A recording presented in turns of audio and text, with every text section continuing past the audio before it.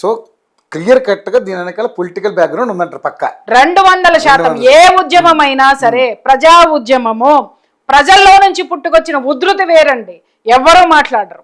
ఆ రోజు తెలంగాణ ఆంధ్ర గోబ్యాక్ అన్నది వాస్తవంగా చెప్తున్నాను, తెలంగాణ ప్రజల్లో కూడా ఉంది కాబట్టి. ఎందుకు అనంటే నిజంగానే మేము కోల్పోతున్నాము అనేటటువంటి ఆ అభద్రతా భావం వాళ్ళలో ఉంది, ఆ నిరాదరణకి వాళ్ళు గురయ్యామన్న ఫీలింగ్ జనంలో ఉంది కాబట్టి ఆ ఉద్యమం ద్వారా నాయకుడు బాగుపడ్డాడు, ఆ ఉద్యమం ప్రజలు సక్సెస్ చేశారు. బట్ ఇక్కడ నాయకుడు సక్సెస్ అవడానికి పుట్టుకొచ్చాడు, అప్పుడు అస్తిత్వం కోసం పోరాటం ఖచ్చితంగా. ఇప్పుడు ఏంటి ఇప్పుడు ఎవడి అస్తిత్వము, ఒక పార్టీ అస్తిత్వం కోసం లేపినటువంటి ఇష్యూ. సో ఇప్పుడు ఏమవుతుంది అనంటే ఇప్పుడు ఈ కార్యక్రమం మొదలు పెట్టినారు కదా, ఏదో చేసేద్దాం, దీన్ని భుజాలను వేసేసుకుందాం, ముందుకు తీసుకెళ్లిపోదాం, మళ్ళీ సకల జన సభ చేద్దాం, వంట వార్పు చేద్దాము, అది చేద్దాం ఇది చేద్దాం అంటే తిరిగి కళ్ళాపి జల్లారు నెత్తి మొహం మీద. అయిపోలేదా? ఎప్పుడైనా సరే నువ్వు ఎవరితో పెట్టుకుంటున్నావు, ఒకసారి నువ్వు వెళ్ళగొట్టావు, నిజమే, అది అందరు నమ్మారు. నేను కూడా 200% మద్దతు ఇచ్చాను నేను తెలంగాణ ఉద్యమానికి. ఎస్, వాళ్ళది వాళ్ళకే ఇవ్వాలి, వాళ్ళది వాళ్ళకే ఉండాలి. ఎందుకు తిట్టించుకుంటారు? ఇక్కడే సస్తున్నారు. మీకు బతుకు తెరువు వచ్చు, మీకు బతకడం వచ్చు, ఇక్కడ ఎందుకు సస్తున్నారు? ఎడారిని ఇచ్చినా కూడా మీరు అక్కడ బంగారం పుట్టించగలరు. చావండి అని చెప్పేసి నేను తిట్టిన క్షణాలు కూడా బోల్డ్ ఉన్నాయి మా మోకనే. అంటే అప్పుడు అది ఉమ్మడి ఆంధ్రప్రదేశ్ కాబట్టి ఇక్కడికి వచ్చారండి. అప్పుడు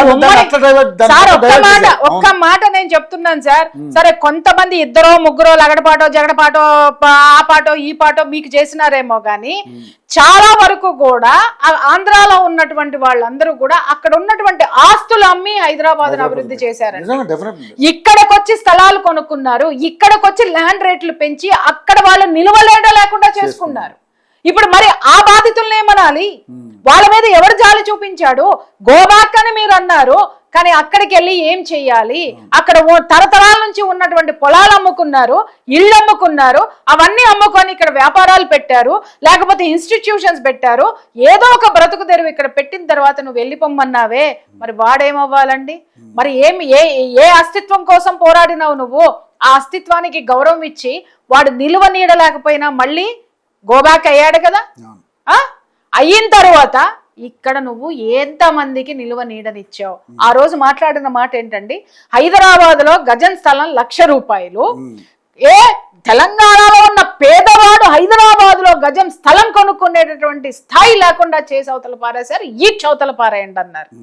ఎస్, నిజంగా ఆ రోజు నాకే మండింది. ఎందుకంటే మరి ఇంత ఘోరమా? గజం 1,00,000 రూపాయల భూమిని అమ్ముతారా అని. నాకు ఎందుకంటే భూమాత అంటే నాకు మహాప్రేమ, నాకు అద్భుతం. ఎందుకంటే నేను భూమాతను చూసి చాలా నేర్చుకుంటా. ఏదన్నా నాకు అవమానాలు జరిగినా ఏం జరిగినా ఎంత ఓర్పు భరిస్తుంది ఆమె. ఇంతమంది దరిద్రులను భరిస్తుంది, ఇంతమంది దగులుబాజీలను భరిస్తుంది, నేరస్తులను భరిస్తుంది, ఇన్ని భరిస్తున్నా వాళ్ళకి అన్నీ ఇస్తుందే. ఆమెకున్న సహనం నాకెందుకు లేదు? ఆమె ఏదో మార్పు కోసం ఎదురు చూస్తుంది, మనం కూడా చూడాలి అనేటటువంటిది భూమాత నుండి నేను నేర్చుకున్న పాఠాలు ఎన్నో ఉన్నాయి. అలా భూమికి గజానికి 1,00,000 రూపాయలు అని చెప్పేసి అని అంటగడితే నాకే కోపం వచ్చి నేనే మాట్లాడిన క్షణాలు ఉన్నాయి. ఒకటి, చివరికి నిలువ నీడ లేనటువంటి వాళ్ళు వెనక్కి వెళ్ళిపోయినారండి. కనీసము వాళ్ళ పరిస్థితి ఏంటనేది మనం ఆలోచించామా? అయిపోయిన తర్వాత ఈ రోజు ఈ విషయానికి వస్తున్నాను. ఇవాళ తెలంగాణలో ఏ మారుమూల ప్రాంతంలో, గ్రామీణ ప్రాంతంలో చూసుకున్న గజం ఎంతుందండి? ఎంతుంది సార్? 25,000 నుంచి 1,00,000 రూపాయలు కేవలం ఊర్లలో ఉంది. ఇప్పుడు ఎవరిని తరిమేద్దాం సార్? మరి ఆ ఊర్లో ఉన్న పేదవాడు కొనుక్కోవద్దా? ఆ ఊర్లో ఉన్నటువంటి వాళ్ళకి ఇల్లులు వద్దా? మరి హైదరాబాద్ లో వద్దా అని క్వశ్చన్ చేశారు మీరు. మరి ఇవాళ తెలంగాణలో ఎందుకంటే ఈ భూమికి సంబంధించిన దానికి ఇప్పుడు మార్వాడి దానికి కూడా కనెక్షన్ చెప్తా నేను. ఇక్కడ రేట్లు విపరీతంగా పెరిగిపోయినాయి. మరి ఇప్పుడు ఎవరిని వెళ్ళకూడదాం? ఈ పెంచింది ఎవరు? ఈ పేదవాడిని, తెలంగాణలో ఉన్న పేదవాడిని తెలంగాణ భూమికే దూరం చేసింది ఎవరు? ఇవన్నీ మనం మాట్లాడాం. ఎందుకంటే ఆ ఉద్యమం అయిపోయింది, అది అక్కడతో పులి స్టాప్ పెట్టేసాం, మింగి నీళ్లు తాగేసాం, టాటా బై బై. ఇప్పుడు కొత్త దానికి తీయాలి అంటే ఇక్కడున్న పేదవాడి గురించి మనం మాట్లాడాం సార్. కొత్తగా వచ్చిన ధనవంతుడు, కొత్తగా వచ్చిన ఆలోచనలు పుట్టించి ఇక్కడున్న ధనవంతుడినే జరుగుతాం, మనం ధనవంతుడిని తరుముతాం. సరే, నీకు అడ్డొచ్చినాన్ని, నిన్ను మోసం చేసినాన్ని ఖచ్చితంగా మనం తరిమేయాల్సిందే. కానీ నీకు ఏ విధమైనటువంటి ఆ ఇది రాకుండా నీ సొంత లాభాల కోసం ఈ విధంగా ప్రతి ఒక్కళ్ళని కూడా ప్రాంతీయేతరులు అని చెప్పి స్వాభిమానం అని రెచ్చగొట్టి ప్రతి ఒక్కళ్ళని నువ్వు ఈ గ్రామం నుంచి ఈ ఊరు నుంచి ఈ రాష్ట్రం నుంచి తరిమేస్తే ఎవడు బతకాలా? నీ గవర్నమెంట్ ఎన్ని ఉద్యోగాలు ఇస్తుంది? ఎవరు పని కల్పించాలి? ఎవరు సంపదను సృష్టించాలి?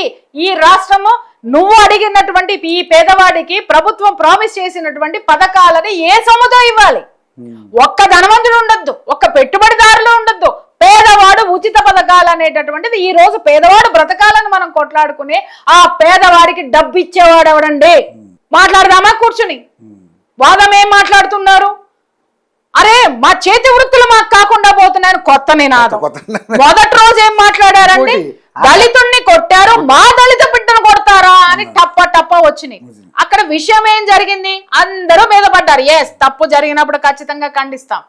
ఆ దళిత బిడ్డ ఏంటంటే ఒక ప్రాణం, అది ఎవరిదైనా ప్రాణం. ఖచ్చితంగా మనము ఆ వ్యక్తికి ఎవరైతే బాధితుడు ఉన్నాడో మనం అండగా నిలబడాలి. తప్పు చేసినాడు దవడ పగల కొట్టాల్సిందే. ఆ బార్వాడి అయినా, రెడ్ అయినా, రాజు అయినా, కమ్ అయినా, ఇంకొకళ్ళం అయినా సరే అది తప్పుని తప్పుగా ఖండించాలి.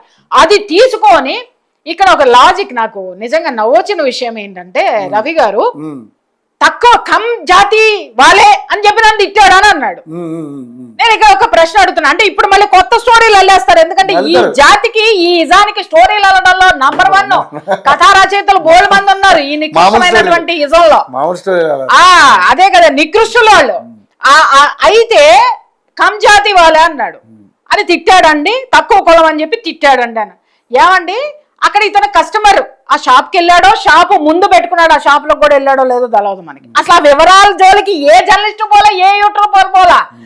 తెలంగాణ మార్వాడి మార్వాడి హటావో, మార్వాడి దొక్క అసలు ఈ యాంకర్లు ఏమన్నా ఉందా? కొంచెమన్నా జ్ఞానం ఉందా? అరే అసలు అతను ఎవరు? ఆ షాప్ లోకి వెళ్ళాడా, పక్క షాప్ లోకి వెళ్ళాడా, అక్కడ ఏం జరిగిందని కెమెరా పెట్టాడు ఒకరిని అడగనే. ఓకే, అసలు అతను రెండు విషయాలు మాట్లాడుకుందాం. ఇతని షాప్కే వెళ్ళాడు అనుకుందామండి. ఇతని షాప్కి వెళ్ళి ఒక వస్తువు కొన్నాడండి. షాప్ ఎదురుకుండా కారు పెట్టాడండి. ఆయన తీయమన్నాడండి. తీయమంటే లోపల ఫ్యామిలీ ఉందని ఇతను కూడా తీయకుండా, ఎందుకంటే తీయాలంటే ఆ ఇరుకు రోడ్లో కష్టం, కొంచెం జిద్దు ఇతను పోయాడండి. పోగానే బయటకు వచ్చి తిట్టాడండి. తిట్టిన తర్వాత 2 కొట్టారండి. అక్కడ గొడవ జరిగిందండి. అవునా?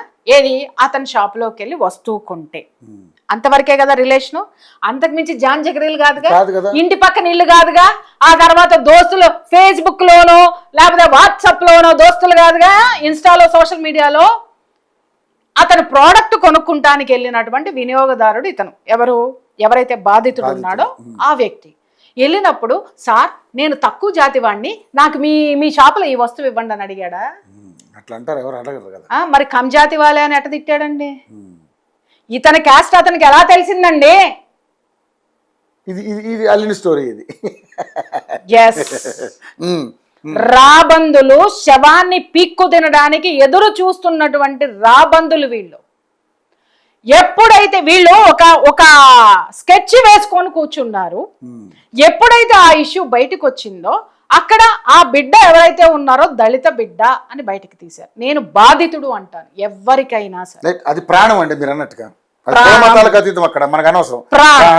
ఎవరున్నా ఇంకొకటి, ఆ మార్వాడి అహంకారంతో కొట్టడం అనేటటువంటిది 100కి 200% తప్పు. ఆ అహంకారాన్ని క్షమించే ప్రసక్తే లేదు. ఎవరు కొట్టడానికి?